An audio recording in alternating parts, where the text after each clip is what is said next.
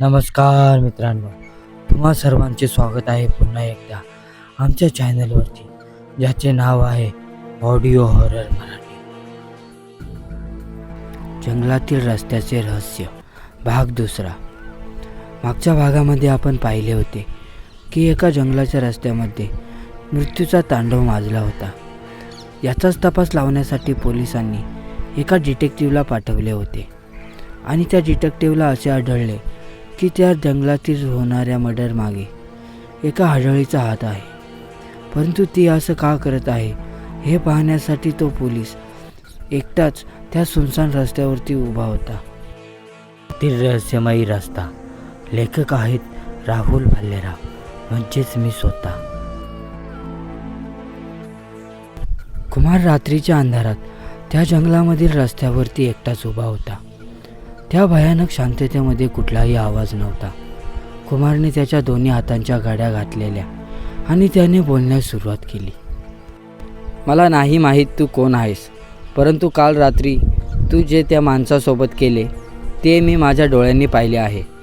मला ह्या केसची तपासणी करण्यासाठी गुप्तपणे सांगितले आहे आणि मला कळले आहे की ह्यामागे तुझाच हात आहे. पण मला हे जाणून घ्यायचं आहे की तू असं करण्यामागचं नेमकं कारण तरी काय आहे. त्यामुळे तू माझ्या समोर ये आणि जोपर्यंत तू माझ्या समोर येऊन मला ह्या रहस्याचा उलगडा करणार नाही तोपर्यंत मी इथून हलणारच नाही. इतके बोलून कुमार शांत उभा राहिला. कुमार त्या तरुणीची वाट पाहू लागला. खूप वेळ गेल्यानंतर कुमारला वाटले की ह्या सर्वाचा काहीच फायदा नाही. त्यामुळे त्याने त्याच्या बाईकवरती बसून घरी जाण्याचा विचार केला आणि तो त्याच्या बाईकवरती बसलाच होता की इतक्या जंगलातील हालचाली वाढण्यास सुरुवात झाली. आत्तापर्यंत शांतपणे झोपी गेलेली झाडे अचानक जोरदार वाऱ्याने नाचू लागली आणि दूरवरून जंगलातील प्राणी विचित्र आवाज करू लागले. कोल्ह्यांचे आणि घुबडीचे आवाज त्या रात्रीच्या शांततेला भंग करतच होते. सोबतच कुमारच्या हृदयाचे ठोकेही वाढवत होते. त्याच्या हाताची बोटे आता नकळत भीतीने कापण्यास सुरुवात झाली होती. वाऱ्यामुळे थोड्याच दूर असणाऱ्या बांबूचे बेट एक विचित्रच आवाज करत होता. तर कधी कुमारचे लक्ष आजूबाजूच्या झाडांचे पाने वाऱ्यामुळे सळसळीचा आवाज करत होते त्याच्याकडे जात होते. इतक्यात त्याचे लक्ष समोरून येणाऱ्या एका काळ्या सावलीकडे गेले आणि कुमारचे काळीज जणू धडकायचेच बंद झाले. कुमार इतक्या वेळ जिची वाट पाहत होता ती अलौकिक शक्ती आता त्याच्यापासून अगदी थोड्याच अंतरावरती उभी होती. तो जेव्हा हिमतीने तिला भेटायला आला होता ती हिंमत आता कमी कमी होत होती आणि तिची जागा आता भीतीने घेत होती. ती सावली आता हळूहळू एक एक पाऊल टाकत कुमारच्या दिशेने येत होती. जसजशी ती कुमारच्या जवळ येत होती तसतसं कुमारच्या काळजाचे धडकण्याचा वेग वाढत होता. आता ती एकदम कुमारच्या समोर येऊन थांबली. ती त्याच अवस्थेत होती ज्या अवस्थेत कुमारने तिला योगेच्या शरीराचे चावे घेताना पाहिले होते. तिच्या सुंदर असणाऱ्या चेहऱ्यावरती आता मांसाचे गोळे होते.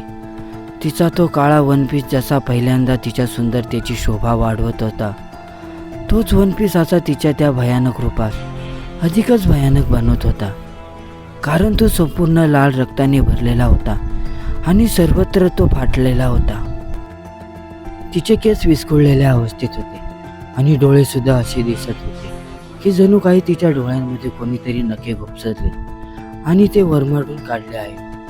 त्यामुळे ती अजूनच भयानक दिसत होती. कुमार आता संपूर्ण भयभीत झाला होता. जरी तो मोठी हिंमत करून तिला भेटायला आला होता तरी सुद्धा या रूपात तिला पाहून त्याच्या मनात इतकाच प्रश्न होता की इतक्या भयानक रूपात तिला पाहून सुद्धा तो अजून भानावर आणि शुद्धीवर कसा काय आहे. कारण इतके भयानक दृश्य पाहून कोणालाही हृदयविकाराचा झटका आल्या वाचून राहिला नसता. परंतु कुमार अजूनही त्याच जागी उभा होता. त्या आढळीने कुमारला भयभीत झाल्याचे पाहून ती बोलू लागली. घाबरू नकोस, मी तुला काहीच करणार नाही, कारण तुझे मन निर्मळ आहे. तिचे हे शब्द जरी कुमारला सांत्वना देत होते परंतु तिचा असा हा भयानक आवाज ऐकून कुमार अजूनच भयभीत होऊ लागला. परंतु ती आढळ त्याला म्हणाली होती, मी तुला काहीच करणार नाही. म्हणून कुमार आता थोडा शांत झाला आणि तो बोलू लागला.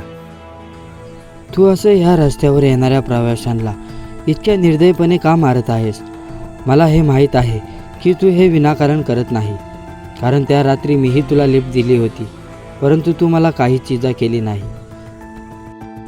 आणि मी इथे आलो आहे कारण मला ह्या रहस्याचा पर्दाफाश करण्यासाठी माझ्या खात्याने मला इथे गुप्तपणे काम करण्यासाठी पाठवले आहे. त्यामुळे मला तुला ह्या रहस्याचे कारण सांगावेच लागेल. इतके बोलून कुमार त्या आढळीकडे पाहू लागला आणि ती काय बोलणार आहे याची तो वाट पाहत होता. इतक्यात त्या आढळीने कुमारला उत्तर देण्यास सुरुवात केली. तुला हे रहस्य जाणून घ्यायचे आहे ना, तर तुला मी कोण आहे हे जाणून घ्यावं लागेल आधी. त्या आढळीने एका विचित्र आवाजात कुमारला हे सांगितले. त्यावर कुमार तिला म्हणाला, हो सांग तर मग, मी याच्यासाठी इथं आलेलो आहे. त्या आढळीने पुन्हा त्याच आवाजात बोलण्यास सुरुवात केली. माझे नाव सीमा असे होते. मी कॉलेजच्या शेवटच्या वर्षामध्ये होते, पण कॉलेजचा खर्च आणि घरची परिस्थिती गरिबीची असल्याने मी कॉलेज संपल्यावरती काम करण्याचा निर्णय घेतला. त्यासाठी मी पार्ट टाईम जॉब शोधत होते.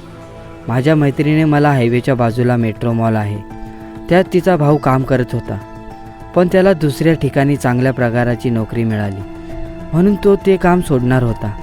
त्यामुळे त्याच्या जागी कोणीतरी नवीन स्टाफ पाहिजे म्हणून मी माझ्या मैत्रिणीने सांगितल्याप्रमाणे तिथे गेले आणि तिथे काम करण्यास सुरुवात केली. परंतु माझी सुट्टी रात्री 9:30 वाजता होत असल्याने मला घरी जाण्याची वेळ व्हायची. घरी जाण्यासाठी कधी शेवटची बस मिळाली नाही तर मी पायीच चालत जायचे. जर कोणाकडे लिफ्ट मागली तर एकटी मुलगी पाहून कोणी फायदा उचलेल या भीतीने मी कोणाकडे लिफ्ट मागायचे नाही आणि त्यामुळे मी बऱ्याच वेळा पायीच घरी जायचे.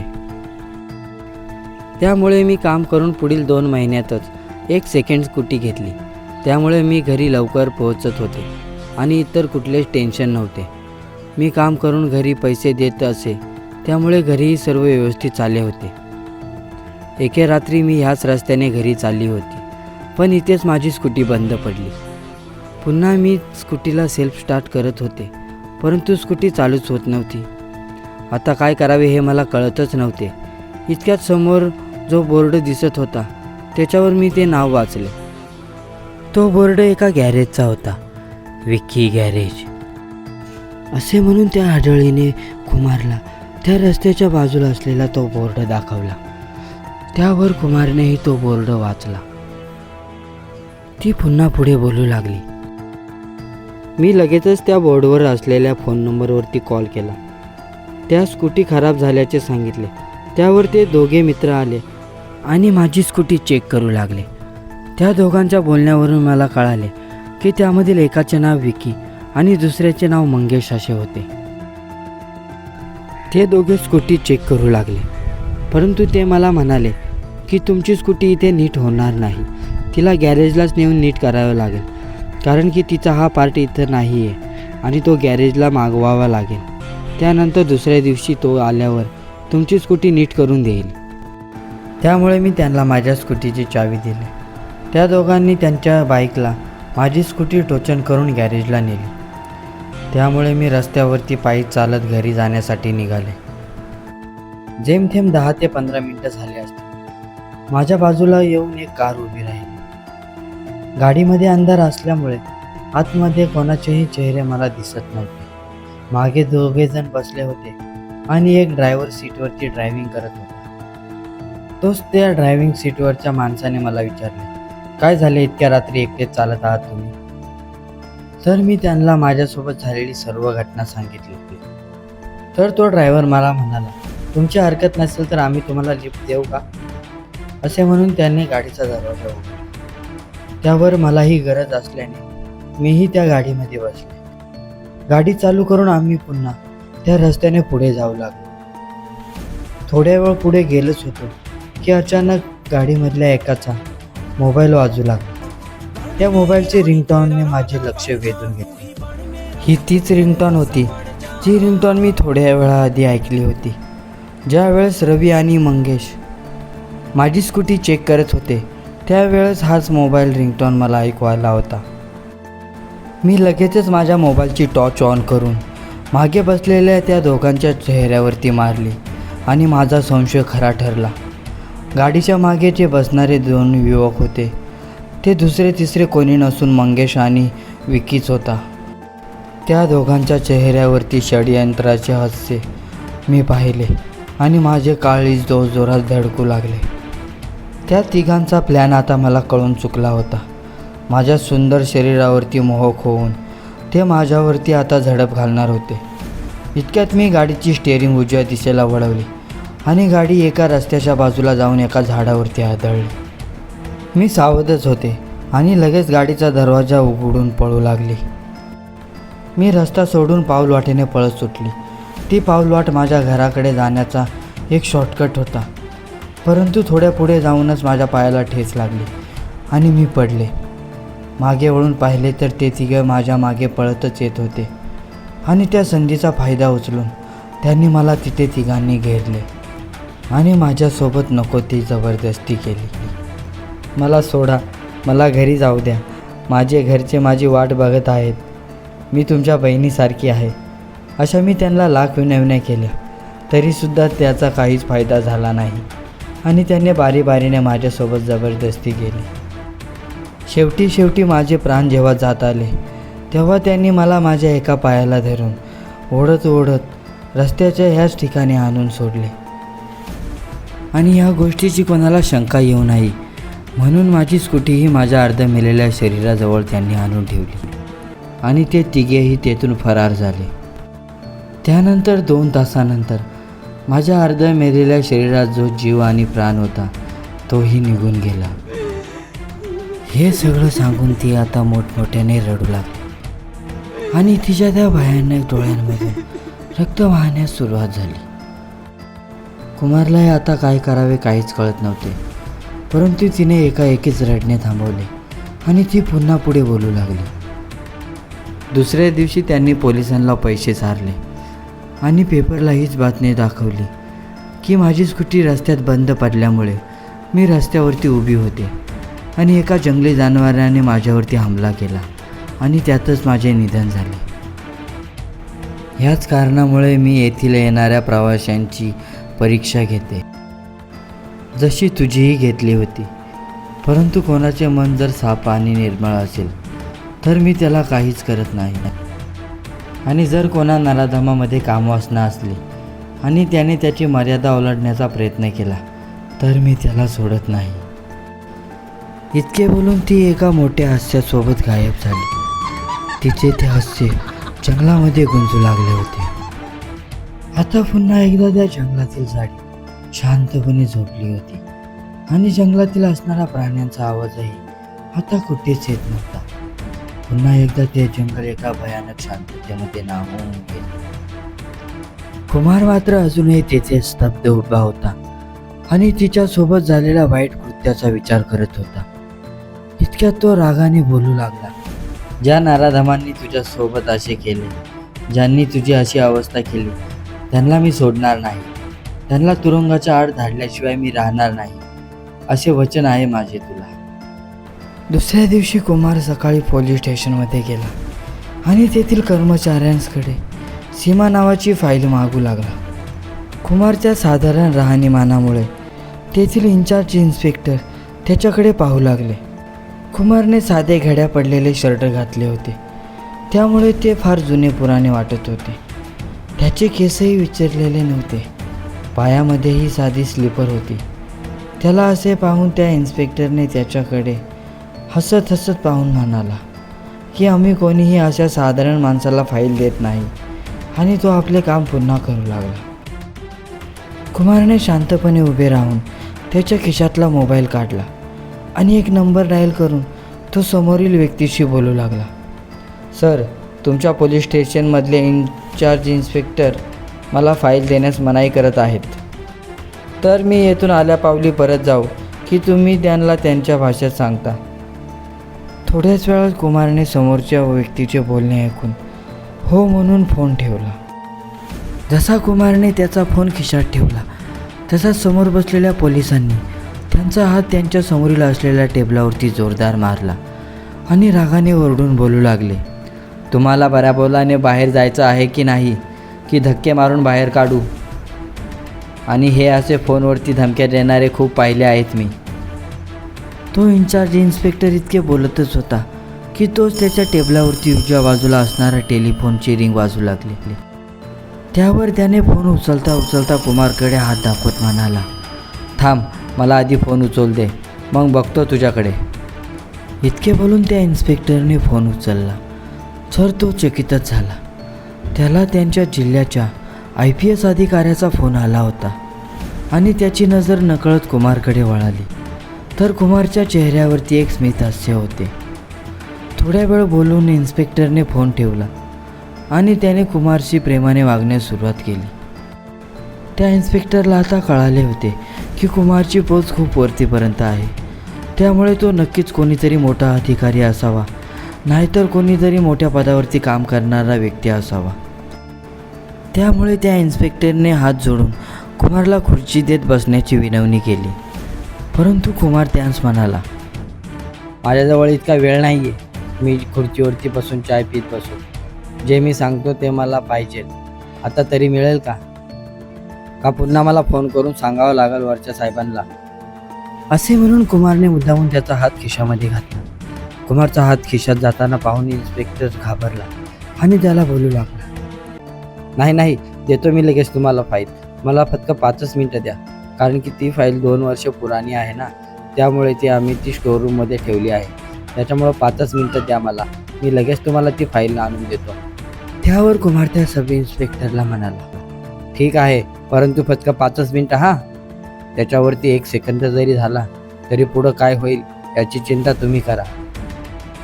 नाही होणार सर, मी लगेचच निघतो, तोपर्यंत तुम्ही बसा खुर्चीवरती.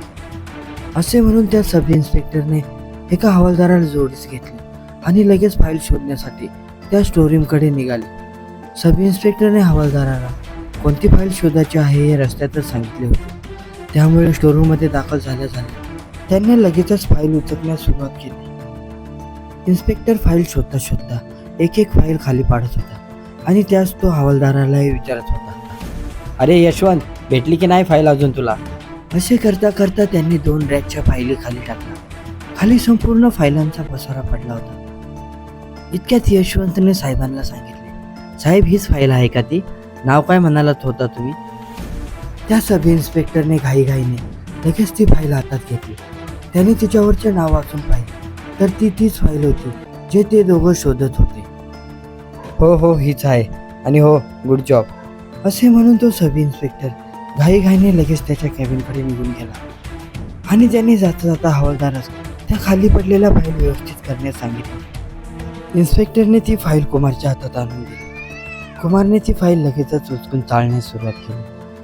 ती फाईल पाहताच कुमारला खूप राग आला, कारण ती सीमाची केस कोर्टपर्यंत सुद्धा पोहोचली नव्हती. त्यावर कुमार त्या इन्स्पेक्टरला म्हणाला, लाच घेतली होती वाटतं, म्हणून फाईल कोर्टापर्यंत सुद्धा पोहोचली नाही अजून. कुमारचे हे बोलणे ऐकून त्या सब इन्स्पेक्टरने लाजेने मान खाली केली, कारण की त्याला माहीत होतं कुमार हा साधासुद्धा व्यक्ती नाही, त्याच्यामुळे त्याच्याशी वाद घालून काहीच अर्थ नाही. कुमारने फाईल बंद करत त्या इन्स्पेक्टरला सांगितले, आता मला 1 व्हॅन आणि 2 हवालदार माझ्यासोबत पाठवा. कुमारचे हे बोलणे ऐकून त्या सब इन्स्पेक्टरने कुमारला म्हणाला, साहेब, मी पण येऊ का तुमच्यासोबत? त्यावर कुमार त्या सब इन्स्पेक्टरला म्हणाला, नाही, त्याची काही गरज नाही, तुम्ही फक्त इथे थांबून एका बर्फाच्या लादीचा बंदोबस्त करा, मी येतोच थोड्या वेळात. असे म्हणून कुमार पोलीस स्टेशनच्या बाहेर पडला आणि समोर असलेल्या एका पोलीसच्या जीपमध्ये बसला. थोड्याच वेळात तिथे 3 हवालदार आले. एक ड्रायव्हर सीटवरती बसला आणि बाकीचे 2 हवालदार मागे जीपमध्ये बसले. ड्रायव्हर सीटवरती बसलेल्या हवालदाराने कुमारकडे पाहून म्हणाला, सर, कुठे जायचे आहे आपल्याला? निघायचं का? त्यावर कुमारने त्या पोलिसाला हातातील फाईल काढून विकी गॅरेजचा ॲड्रेस दाखवला. हवालदाराने तो ॲड्रेस पाहिला आणि पोलीस व्हॅन पोलीस स्टेशनच्या बाहेर पडली. वाटेत त्या तिघांची नावे कुमारने विचारली असता रामू आणि तुकाराम मागे बसलेला आणि ड्रायव्हर सीटवरती असणारा पांडुरंग होता असे त्याला कळले. सुमारे अर्ध्या तासाच्या कालावधीत पोलीस व्हॅनने विकीचे गॅरेज गाठले आणि कुमारसोबत ते 3 हवालदार पोलीस व्हॅनमधून खाली उतरले. समोर उतरून त्यांनी पाहिले तर त्यांना 3 तरुण कॅरम बोर्ड खेळताना दिसत होते. प्रत्येकाच्या कॅरमवरती समोर एक चहाचा कप होता आणि हातामध्ये एक सिगरेटही होते. मधून मधून सिगरेटचा दम मारल्यानंतर एक एक चहाचा घोट घेत ते हसत हसत कॅरम बोर्ड खेळत होते. इतक्यात कुमारने त्यांना आवाज दिला, तुमच्या तिघांमध्ये विकी कोण आहे? विकीने आवाज ऐकून त्याच्याकडे वळून पाहिले तर कुमारची अवस्था पाहून जसे त्या इन्स्पेक्टरने विकीकडे दुर्लक्ष केले होते तसेच विकीनेही ऐकल्याचे नाही ऐकले केले आणि तो पुन्हा कॅरमकडे लक्ष देऊन खेळू लागला. तोच एका हवालदाराने आवाज थोडा भारी करत म्हणाला, काय रे, साहेबांनी तुम्हाला काय सांगितलं ऐकू नाही आले का तुम्हाला? हो, मीच आहे विक्की, काय करायचे आहे तुम्हाला? विक्कीला खेळात पुन्हा अडथळा आल्यामुळे तो मोठ्याने ओरडून म्हणाला आणि त्याने मान मागे करून पाहिले. तर त्याला कळाले की हे 3 हवालदार आहेत आणि त्यांच्यासोबत एक माणूस आहे. हे सगळं कळताच विक्कीचा रागीट चेहरा अचानक शांत झाला आणि तो सभ्यताच्या आवाजात विचारू लागला, हो सर, मीच आहे विक्की, बोला ना, काय काम होतं? सॉरी हा, आम्ही सगळं खेळायच्या नादात होतो ना, त्याच्यामुळं आमचं लक्ष गेलं नाही, त्याच्यामुळं आम्हाला क्षमा करा. असे म्हणून विकी उभा राहिला. विकीला उभं राहिल्याचे पाहून त्याच्यासोबत असणारे 2 मित्रही लगेच खुर्चीवरून उभे राहिले. काही नाही, जरा तुमची खातिरदारी करायची होती. आणि हे दोघे जे तुझ्यासोबत आहेत त्यांचं नाव काय आहे? त्यावर विक्की त्यांना त्यांचे नाव सांगत म्हणाला, सर, याचं नाव मंगेश आणि याचं नाव विनोद आहे, असे त्यांनी सांगितले. कुमारने हे ऐकल्यावर त्याच्या बाजूच्या उभ्या असणाऱ्या 3 हवालदारांना इशारा करून म्हणाला, घ्या रे यांना आतमध्ये, चला आता गाडीमध्ये घ्या यांना. कुमारचा इशारा मिळताच त्या 3 हवालदारांनी समोर असलेल्या तिघांच्या हातामध्ये बेड्या ठोकल्या. साहेब साहेब, काय झालं? आमची काहीच चुकी नाही, तुमचा काहीतरी गैरसमज झाला असावा, आम्ही तिघांनी काहीच केलेलं नाही, असे ते तिघे वारंवार बोलत होते. परंतु त्याचा काहीच उपयोग झाला नाही आणि त्या 3 हवालदारांनी त्या तिघांना कॉलरीस पकडून गाडीमध्ये टाकले. थोड्याच वेळात ते सर्वजण पोलीस स्टेशनमध्ये पोहोचले. कुमारचा राग आता त्याला आवरत नव्हता. कुमारने लगेच उतरून विकीला गाडीतून कॉलर धरून बाहेर खेचले आणि तसेच खेचत खेचत पोलीस स्टेशनमध्ये आणून समोरच्या भिंतीवरती आदळले. कुमारने लगेच त्याच्या समोर उभे असणाऱ्या हवालदाराच्या हातातून दांडके घेतले आणि विकीच्या तंगड्या साळण्यास सुरुवात केली. विकी मोठमोठ्याने वरडू लागला, मला सोडा, मला सोडा, मी काहीच केलेलं नाही आहे, तुमचा काहीतरी गैरसमज होते. परंतु कुमारच्या चेहऱ्यासमोर ती सीमाची कहाणी फिरत होती. पोलीस स्टेशनमधील सर्वजण कुमारच्या या रूपास पाहून दंग होते. कुमारने विकीच्या गुडघ्यावरती एक जोरदार बांबूचा फटका मारला आणि त्याला सहन न करण्यामुळे विकी जमिनीवरती कोसळला. जसा विकी खाली जमिनीवरती आडवा पडला तसाच कुमारने त्याच्या हातातील बांबू खाली टाकला आणि समोरच्या हवालदाराला एक पाण्याचा ग्लास आणण्यासाठी सांगितला. पाण्याचा ग्लास येतपर्यंत विकीने दुसऱ्या हवालदाराकडून त्याचा बेल्ट आणि बुटे मागितली. त्यावर त्या हवालदाराने लगेच बेल्ट काढून आणि बुटे कुमारला दिली. कुमार थोड्या वेळ शांतपणे पाणी पीत एका खुर्चीवरती बसला. त्यानंतर लगेच त्याने बुटं घातली आणि उभा राहिला. कुमार आता पुढे काय करणार होता ह्याच्याकडे सर्वांचे लक्ष होते. कुमारने असे का केले, त्याच्या पायात असणारी स्लिपर का काढली आणि हवालदाराचे बुटे का घेतले याचाच विचार सर्वजण करत होते. तोच कुमारने पळत जाऊन त्याने विकीच्या गुप्त अंगावरती जोरदार लात मारली. जशी फुटबॉलाला मारतात तसा विकीने गुप्त अंगावरती हात ठेवला आणि तो जोरजोरात याचना करू लागला. परंतु कुमारला त्याची थोडीसुद्धा दया आली नाही, कारण की कुमारच्या डोळ्यांसमोर सीमाचा तो चेहरा दिसत होता. त्यामुळे कुमार त्याच्यावरती लातांचा वर्षाव करतच राहिला. विक्कीची हालत पाहून मात्र इकडे त्याच्या दोन्ही मित्रांना घाम फुटू लागला. विक्कीची हालत पाहून स्वतःची आता आपली काय अवस्था होणार हे ते दोघं विचार करत होते. त्यानंतर कुमारने टेबलावर ठेवलेला बेल्ट घेऊन त्यांच्या मित्रांचीही चांगली झोपटणी केली. ते तिघजण आता दुखण्याने व्याकुळ झाले होते आणि त्यांचा आवाज संपूर्ण पोलीस स्टेशनमध्ये गुंजत होता. ते तिघजण पूर्णपणे व्याकुळ होऊन कुमारला हेच बोलत होते, साहेब, आम्ही काहीच केलं नाही, आमचं काहीच चुकलेलं नाही आहे, तुमचा काहीतरी गैरसमज होत आहे, कृपा करून आम्हाला सोडून द्या आणि जाऊ द्या आम्हाला इथून. त्यावर विकीने बोलण्यास सुरुवात केली, होय का, मग तुम्हाला सीमा माहीत नाही आहे का? कुमारच्या तोंडातून सीमाचे नाव ऐकून त्या तिघांच्या चेहऱ्याचा रंग उडाला आणि ते तिघे एकदम मुके झाले. त्या तिघांच्या चेहऱ्यावरचा भाव पाहून अगदी स्पष्ट कळत होते की ते तिघे साफ खोटे बोलत होते. त्यावर विकीने लगेच मध्ये म्हणाला, कोण सीमा? आम्हाला नाही माहिती. हे ऐकून कुमारचा भीत पारा अजूनच वरती चढला आणि त्याने बोलण्यास सुरुवात केली. तुम्ही बऱ्या बोलाने सांगणार नाहीच वाटतं. कुमारने त्या सब इन्स्पेक्टरकडे पाहत म्हणाला, जे काम मी तुम्हाला जाताना सांगून गेलं होतं ते तयार आहे की नाही? त्यावरती तो सब इन्स्पेक्टर म्हणाला, हो सर, तयार आहे सर्व काही. कुमारने त्या तिघांना आतल्या खोलीत नेण्यास सांगितले. आतल्या खोलीमध्ये संपूर्ण अंधार पसरलेला होता. फक्त एक बर्फाची लादी आणि एक खुर्ची त्या बाजूला ठेवली होती. कुमारने त्या तिघांचे संपूर्ण कपडे काढले आणि त्या तिघांना बर्फाच्या लादीवरती झोपवले आणि पुन्हा एकदा सुरू झाला तो टॉर्चर. कुमारने त्याच्यासोबत 2 हवालदार घेतले होते आणि विकीच्या मित्राची खातेदारी त्या 2 हवालदारांना करण्यास सांगितले होते आणि विकीकडे कुमार स्वतःच गेला होता. पुन्हा त्या तिघांना जोरदार चोप देण्यास सुरुवात केली. कधी लाथाबुक्क्या, तर कधी बांबूचे फटके, तर कधी बेल्टचा वर्षाव. तो रूम संपूर्ण खाली असल्याने त्या तिघांचा ओरडण्याचा आवाज संपूर्ण रूममध्ये गुंजत होता. ते तिघेही आता संयम शक्तीच्या पलीकडे गेले होते. त्यांच्या अंगावरती आता जागजागी घाव झाले होते आणि अंगावरून रक्ताच्या धाराही वाहत होत्या. आता त्यांना खूप रडू येत होते. त्यांचे रडू अनावर्ती झाले आणि शेवटी विकीच्या एका मित्राने बोलण्यास सुरुवात केली. तो मंगेशच होता. थांबा साहेब, मारू नका, सांगतो मी सगळं. कुमारने हे मंगेशच्या तोंडातून ऐकल्यावरती त्याने त्या 2 हवालदारांना थांबण्यास इशारा केला. त्यावरती ते 2 हवालदार थांबले. मंगेश पुढे बोलू लागला, त्या रात्री त्या हायवेच्या बाजूस असणाऱ्या जंगलामध्ये ती मुलगी एकटीच होती आणि ती आमच्याकडे मदत मागत होती. आम्ही तिघांनी त्या संधीचा फायदा उचलून तिच्यावरती जबरदस्ती केली, परंतु आम्हाला माहीत नव्हतं याच्यामध्ये ती मृत्यू पावणार आहे आणि हे सगळं घडून गेलं. आम्ही पैसे भरून ही केस एक अपघात म्हणून दाखवला. असे त्याने त्या रात्रीची संपूर्ण घटना कुमारला सांगितली. कुमारने हे सगळं त्यांच्याकडून लिहून घेतले आणि त्यांच्यावर त्यांच्या हस्ताक्षरही घेतले. अशा प्रकारे कुमारने सीमाच्या गुन्हेगारांना तुरुंगाच्या आत टाकले.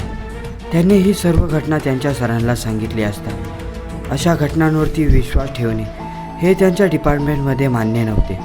परंतु कुमारसारखा गुप्त काम करणारा अधिकारी कधी खोटा बोलणार नाही. त्यामुळे त्यांनी याच्या घटनावरती विश्वास ठेवून त्याला पुढील मिशनसाठी पाठवून दिले. थोड्या दिवसानंतर 4 मित्र आपल्या मित्राच्या लग्नासाठी गावी चालले होते. 4ही जण दारूच्या नशेमध्ये मौजमजा करत चालले होते आणि अचानक त्यांच्या नजरेस एक तरुणी पडली. ती तरुणी खूप सुंदर होती. त्या तरुणीने त्यांच्याकडे लिफ्ट मागितली असता त्या तिघांनीही तिला आपल्या गाडीमध्ये घेतले. थोडे पुढे जाऊन ती तरुणी उतरली आणि पाऊल वाटेवरती चालत जाऊ लागली. ती थोडी पुढे गेलीच होती की त्या चौघांनी आपली गाडी बंद करून तिचा पाठलाग करण्यास सुरुवात केली. मी आशा करतो की ही कहाणी तुम्हाला नक्कीच आवडली असेल. अशाच प्रकारच्या भूताच्या आणि रहस्यमय कहाणी ऐकण्यासाठी आमच्या चॅनलला नक्की सबस्क्राईब करा.